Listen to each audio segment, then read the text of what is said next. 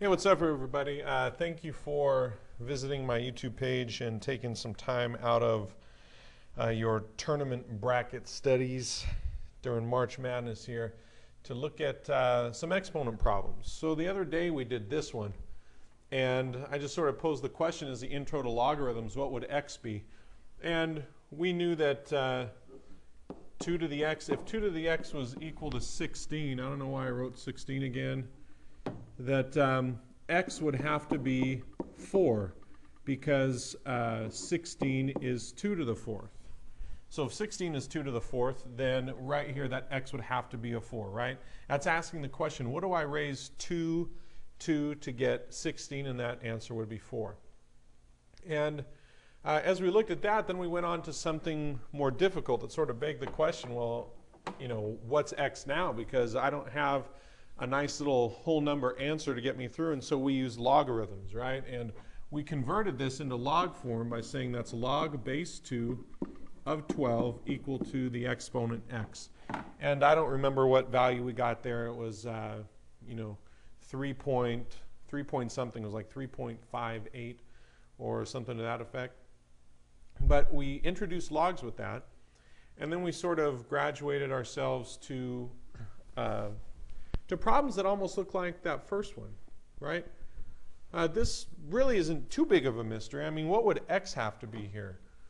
In order for this to be true, I mean, x could be no other value than 7. In order for this equation statement to be true, x would have to be 7, right? So you could, there's really no intense math that we have to do to get that besides just looking at this and realizing that in order for this equality to hold, this exponent has to match that exponent.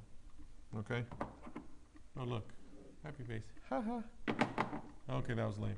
Anyway, so if we just use that logically, then we can get answers for these exponential equations, we'll call them, since we have a variable in the exponent. And that leads us to learning target 11, which is I can solve exponential equations. And for those of you looking for some supplemental practice, I forgot to put it in the slide here, but you can visit in your books page 505, numbers 29 through 42 for some supplemental practice with these.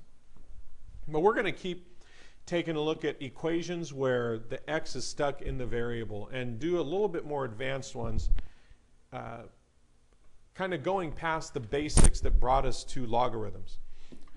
So let's take a look at this one.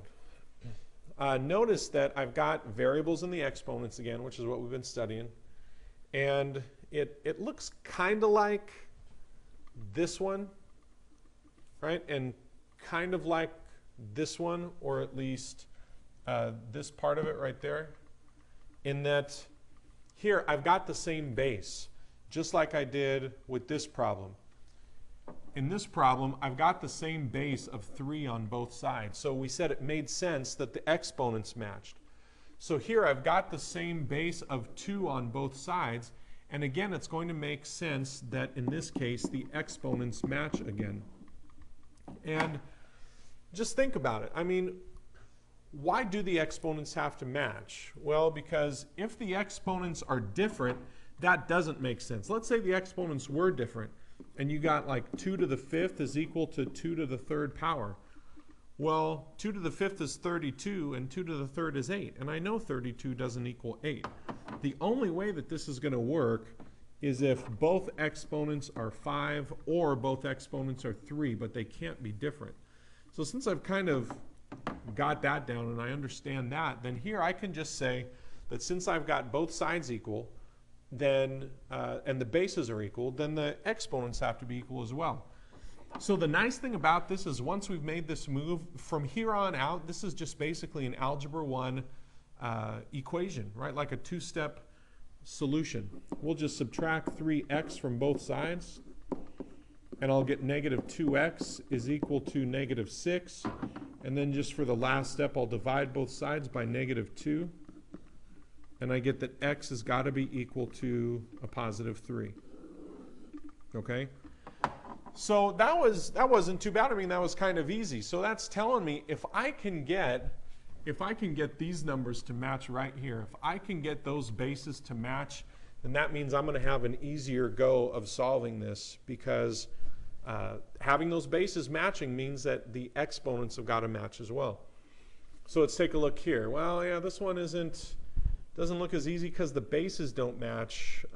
But since I do have some of those exponents memorized, I can maybe force them to match. Okay, for example, I know that the left side is 2 to the x, and on the right side, if I look at this number 8, can I write 8 as a power of 2? And yes, sure enough, 8 is 2 to the 3rd power. And that 2 to the 3rd is being raised to the x minus 2. And now we'll go back to that property to help us solve this portion right here and figure out what we need to do with that. We're going to go to that property that states that if I take a power like 3 and raise it to another power like x minus 2, then I have to multiply exponents. So when I multiply the exponents, 3 times x minus 2, make sure that you keep the x minus 2 in parentheses, because you want to multiply 3 by all of x minus 2, not just 3 times the x. And that's a common mistake that students make sometimes. So now with the bases matching, I can go back to that cool little trick that I've been doing, which is just say, okay, yeah, the exponents have to be equal. So that means x is equal to, and to make this more simple, I'm going to distribute the 3. That's equal to 3x minus 6.